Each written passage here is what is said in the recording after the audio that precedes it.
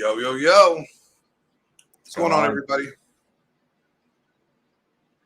Who do we got here today? We got your boy, Glenn Lawrence, extraordinaire actor, bodybuilder, HUD's a superhero, and we got the husband, your dating coach extraordinaire from Philly. Today we're going to do a quick video. We want to talk about something that I'm pretty sure everybody understands, but we don't really accept it, I guess, is what I'm trying to say. And what I'm trying to get at is that nothing is ever safe. Nothing in life is 100% foolproof. And that's from relationships to your careers, even to your life. Your life is not guaranteed. Tomorrow is not guaranteed. So understand that nothing in this world is foolproof and safe. There's always going to be some risk. And understanding that allows you to see situations that come up in life and be able to address them in a more healthier way, because you know that it's not forever, that nothing lasts forever. So if you have the understanding that, oh, this is that time with this situation or this relationship or this door is closing, I understand. It's sad to see it close, but nothing lasts forever. So you appreciate it more while you have it. So I think we really need to get the understanding that, we need to enjoy the things that we have in life now. The time that we have to do things, the people that we have around us, make sure we enjoy that while we still have it, because nothing is guaranteed. Your career, you may hate the hours, but you enjoy the money. Enjoy that, because nothing lasts forever.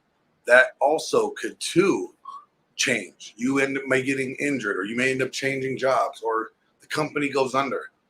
Whatever the case is, there's enough variables out there that could say that nothing lasts forever. So make sure you are enjoying it, but also working hard and moving forward, preparing yourself for that nothing lasts forever. You got anything to add? Making sure, I gotta say that, making sure that you're bulletproof when a situation collapses in front of you, that you can actually move afterwards instead of being stuck and crumbling under that change in situation.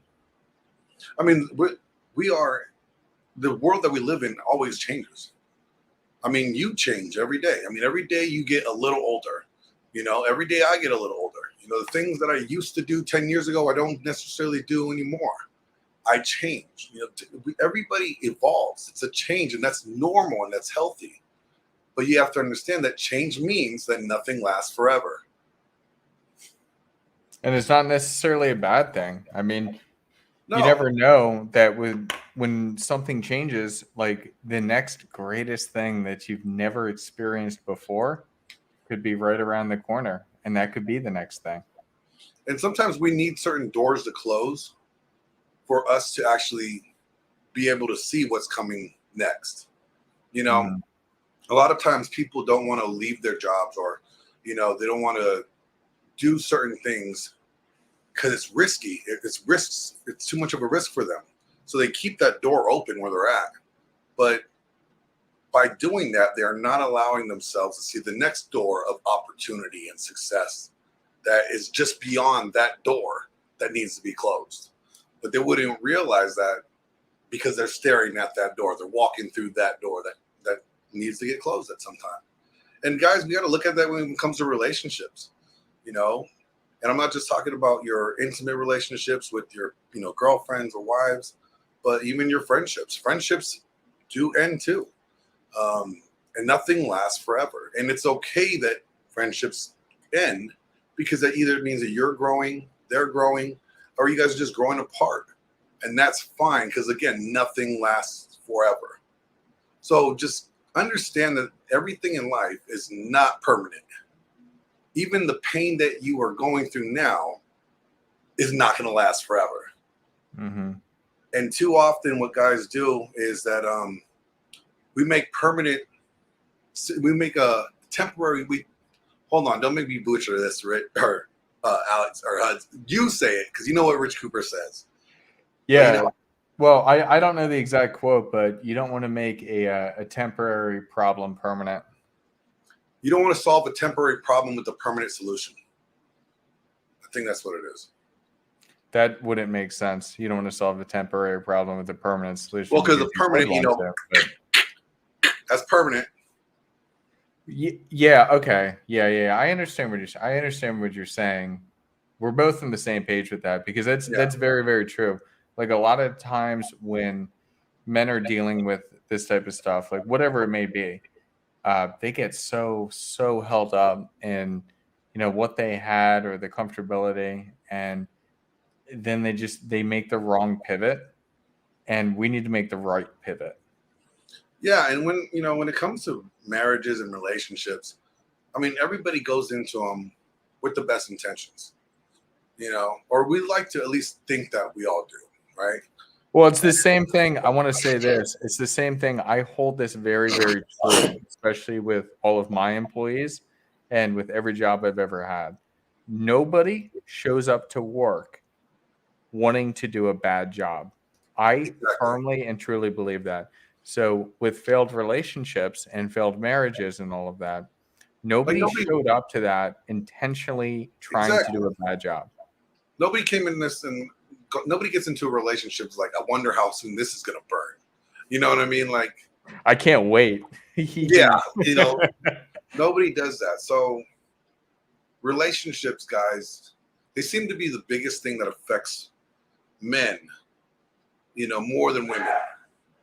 If you notice that, like, I mean, with male suicide at a higher rate than women after divorce, five times the rate, 3.5 to 5 times higher.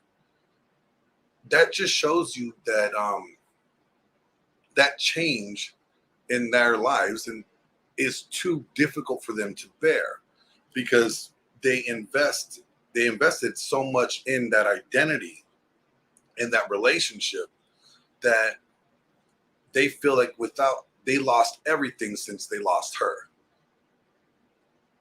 And so let me ask you a question, Glenn. Yeah. Have you ever gotten into a car accident? I was hit by a car a year ago. Was there work that had to be done on that car? Yes, there was. Okay, so let's say that you didn't have the money to do the work on the car, and you lost that car. Would you be able to live with losing that car? That's exactly the same idea. And we're not saying like possession wise, like a relationship is a possession, but that's the idea. Like, that's what guys are thinking of it as, is like, I'm so used to driving to and from work, and my life is moved forward by this vehicle. And now that I got to get work done and there's issues with it, my life can't move forward. I'm broken. Yeah, I think let me do another analogy. It's like this. When I was in the military, my job was my rank. My job was my MLS. I was known for doing that work. That was my title.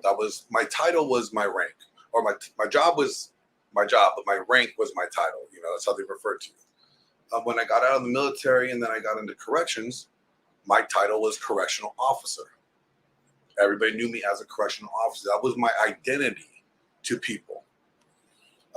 When men get married, they are now husbands to the world. The world sees him as a husband to this woman and a father to these kids. And then when the marriage ends and she removes that title from him, now he's trying to figure out who he is, because he invested so much in maintaining that title, and he had that title for however long their relationship was. Now that it's been stripped of him, he doesn't know. He's struggling with his own identity. He doesn't see himself as who he was before. He sees himself as who he became. Because he has all the time that he invested was into this.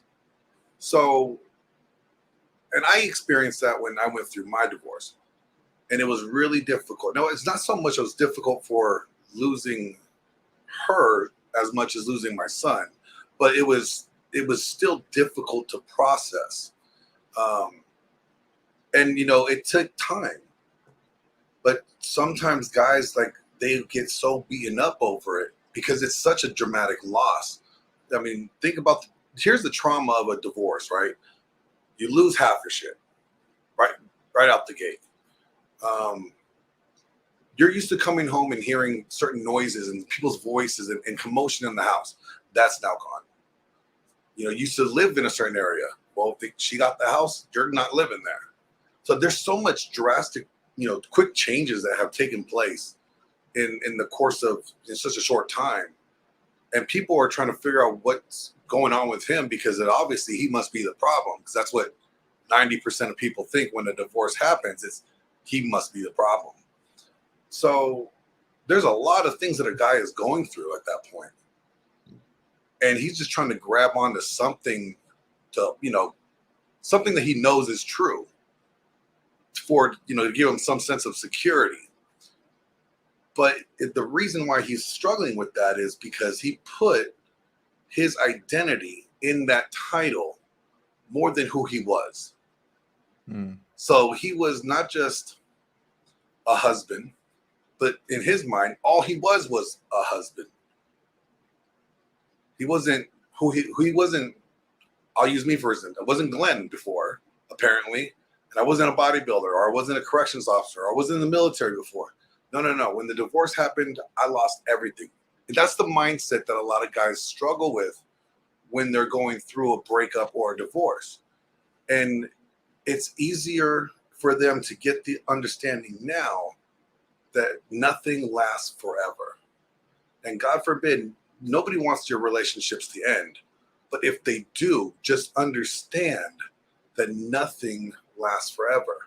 And everything is, you are able to overcome all those things that are taken away from you. It does seem dark, it does seem difficult, but you can. And it may take a lot of work, but it's doable. And I wonder if it's not so much that it's not doable to these guys, or is it that they just don't want to put in the work to do it? I think what it is that unless you have gone through one of those very, very serious experiences, it's very difficult to conceptualize it. And you always think that you're the exception of the rule, and it's not going to happen. But then it does happen at some point, and then you realize, holy shit, everything that these guys said was right all along. And that's when you have to adapt. But some people, they don't adapt, or they don't even try and consume this type of information. I mean, the guys in our space work on a different wavelength through the world. And it's very bizarre, knowing so many other people that do not, but we're very well equipped that in case of emergency, we know what to do, and we're able to get back up a lot quicker than most people are. And I think that's a very big point of what we're talking about, not just even in, with our relationships, but with the jobs as well. Dude, I'll never forget. I was working for this company, and I was there for a year and a half, and I was bringing a bottle of wine up to my boss, who was the COO, so the whatever that is, the operations head. And I was going up there with that, and I kind of like hid it underneath the desk as we were talking and just having a meeting, and I was ready to give it to him, and that's when he told me that I don't have a job anymore. And this was the day after Christmas. Oh, wow. Because the company was going under, and only 5 of them, which essentially was the exec board, was being kept. So the entire C-suite was being kept, and the rest of us were gone. And I was the very first person to know. And I was just like, what the fuck is happening right now? Did you take back your bottle of wine? I tried to still give it to him because I appreciated the time in the relationship that we had, but he told me you should keep it and you should Like I got like 10 of them. and you should drink it with your girlfriend tonight. Oh wow. I was like, this guy really just fucking said that to me. Like you should drink it after this news. I was like, holy shit. Like, I mean, that's why we also got to look at it. It's important for us guys to diversify ourselves as much as possible, our time and our energy, and invest it in things that we want to see improve, or also like for if you're talking about career wise. I mean, I'm not just an actor. I have done many other jobs. I still do a lot of different things other than acting, and I'm diversifying my energy and resources into these different projects that are outside of acting, because they're going to eventually bring in revenue as well. So then I could have another source of revenue stream coming in, just in case acting doesn't pan out the way I want it to pan out. Or, you know, if you're working at a regular 9-to-5 job and you get off work and you invest your time off into starting up your own business, it may not be anything, profitable for a while, but who knows, 5-10 years down the road, you might have yourself a very good side business that ends up turning into your main business that you live off of. So, I mean, you got to always be aware that things are going to change, and you have to be able to adapt to that. I think failure to adapt is like the Achilles heel for most people to have to deal with. You know, I'm not sure if it's the unwillingness to want to adapt, or the stubbornness to, or they're just so caught up in the fact that of what they lost that they don't see the point in trying to adapt. I think they haven't. That's the thing, is I don't think that they've experienced the true loss yet, or even if they have experienced the true loss, they haven't experienced loss when you're prepared. Because if you experience loss when you're prepared, you're good to go. And that's one of the things I wanted to share, like in the whole reason why I started the coaching business. There was a period of time during COVID, and I'll openly admit this, that I was struggling with alcoholism. I was drinking way, way, way too much. And it caused a rift in my relationship at the time. And, you know, this girl at one point just completely ghosted me. And now we had a 5-year history together, and that's a whole other story. But she just completely ghosted me. And during that time, I was like, what the fuck is going on? And I just felt so lost because I was trying to work so hard to become better. And I felt like the one person I had was abandoning me. Now, you know, what did I do from that? Well, I still had the skills in relationships. I still had the skills in dating. And I was able to bounce back very quickly. And that's when I decided I'm going to start a dating coaching business, because I know how this works. And I was able to bounce back so freaking quickly when other people wouldn't be able to. You know, they say about half the time you're in a relationship is the amount of time it takes to get over a breakup. Fucking bullshit. You can do it in a month easy. But it's because I had the skills and I was prepared. I think it also depends on the length of the relationship and how much was invested. You know? Yeah. And you could get over the monetary things that you invested, but when you invest your certain amount of time, like that's the one thing you can never get back. You can never recover from, and you have just to take the loss. But you're right. What you did point out was that you went through a situation or a struggle or a trial, right? And you sustained a loss in a relationship, a loss of who this person was to you. And you had a level of dependency upon them. And when you didn't have them to rely on, it probably created more anxiety and more, depression. But you had to get to a point where you had to say, this is not good for me. To be so dependent upon somebody else, to keep, see what I'm saying? Yeah. And I think a lot of guys and women, just people in general, we do that. We really do. We put more on other people than we rely more on other people than we actually think we do. And when they're not around or they don't, do what we like or want them to do, we kind of struggle with, adapting to that scenario. We rely more on other people to do more for us than we do for ourselves. Yes, and that's crazy when you think about it. Mm-hmm. And I experienced that myself when I was, like I said, when I was married. I invested so much time into that relationship. I just kind of always expected that to be a thing, and when it wasn't a thing, I had to quickly learn that nothing lasts forever, and that regardless of how I was feeling about things, that everything's going to be okay at the end. It may take a while to get to okay. I may not feel okay right now, but that's the thing. How did you think it was just going to be okay? You just magically thought it was going to work itself out? No, I asked myself some serious questions, right? And this is stupid, right? This is a funny little thing you could do, but stupid. I'm like, well, I know I'm not ugly, so I definitely won't be alone forever because I'm attractive. I could pull some girl if I wanted to. Oh this yeah, is news. This is I'm a news sexy beast. Don't try to put no shade on me. But I'm like, okay, so I know if I really wanted to get in a relationship, I could attract another person to get in a relationship.